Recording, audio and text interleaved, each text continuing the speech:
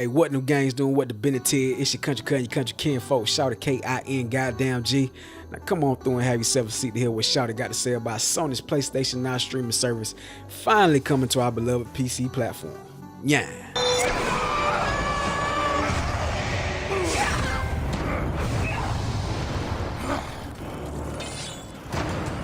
So have you heard about PlayStation Now? Nah, well have no fear, homie, cause you know your boy Shawty got to clue you in about what the goings-ons is.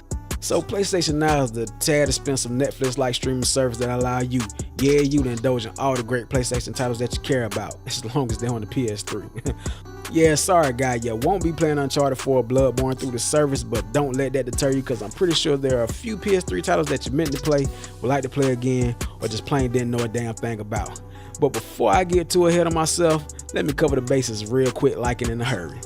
The PlayStation Now service first launched in 2014 on select Bravia TVs. Good TVs, by the way, cause I use one right now, trust me. And the Dust Bunny bitch, aka the Vita. But goddamn, I miss my Vita. No! Don't leave me! Before making its way to the PS3 and later the PS4. Built on the backbone of a game streaming service called Gaikai, that used to serve a small selection of PC games to stream before being bought by Sony, which Sony then used to create the portal we now know as PlayStation Now. When the service first launched, game titles were available for rent at various prices for varying lengths of time. For instance, you can rent a game for about 4 hours for $2.99, all the way up to 90 days for $19.99. There were also unlimited subscription plans for 1 month and 3 month time frames. But I guess Sony's pricing structure was a little all over the goddamn place. Cause it was. So Sony eventually adopted the current pricing structure for a $19.99 per month unlimited use subscription, which usually around the time of a big launch and update, a limited time offer for a 1-year subscription for $99 was offered, which is actually a good deal if you plan on making use of the service and can afford the hefty upfront fee. So what does all that upfront cash get you, my dude?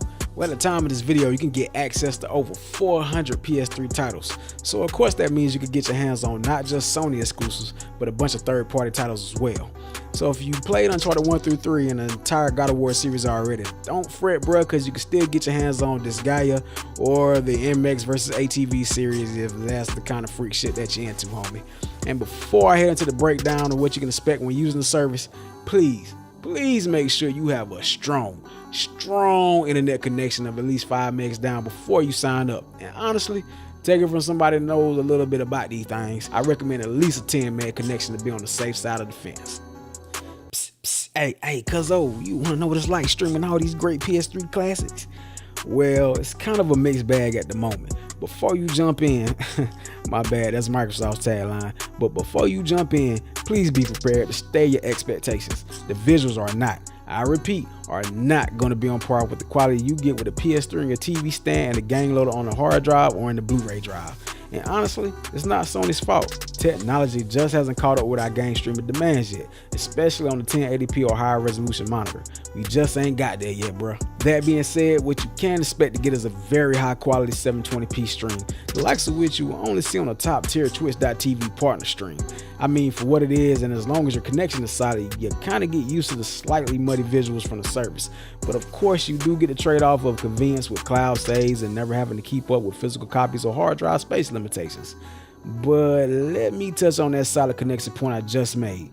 Nigga, you better have one, or you can expect the most choppy, laggy, broken gameplay experiences known to man. I mean, even over a good Wi-Fi connection, it doesn't happen often, but when it does, it seems like it's at the worst of times, like a fucking very important quick time event or a difficult platforming section.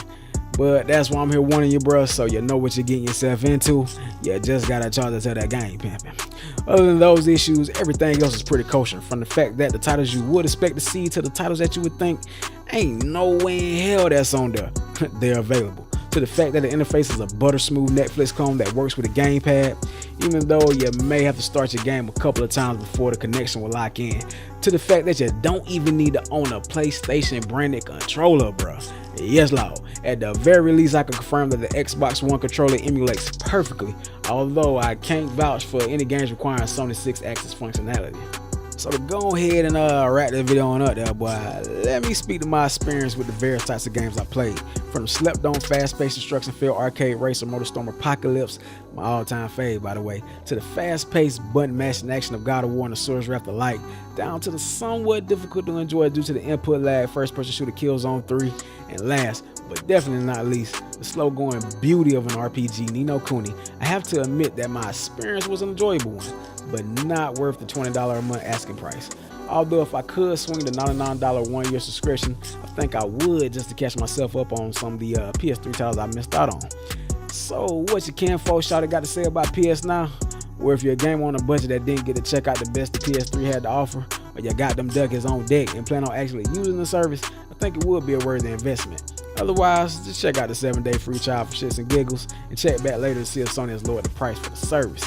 It's good, not great, but has a lot of potential, especially if they ever decide to throw PS4 games at the service one day. But shit, man, go on hit them comments and let me know what your favorite PS3 game was, or the one you wish you would have played but never got the chance to.